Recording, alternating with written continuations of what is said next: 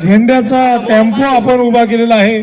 ज्यांना झेंडे हवे असतील त्यांनी टेम्पोतनं झेंडे घ्यायला हरकत नाही. थोड्याच वेळात आपण या पदयात्रेला सुरुवात करणार आहोत.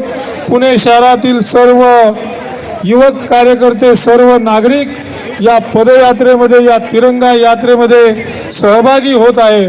आलेल्या सर्व नागरिकांचे, युवकांचे, मोठ्या संख्येने आलेल्या सर्व युवकांचे या ठिकाणी खूप खूप साऊंड थांबवा जरा, गाडी साऊंडची गाडी थांबवा तिथंच.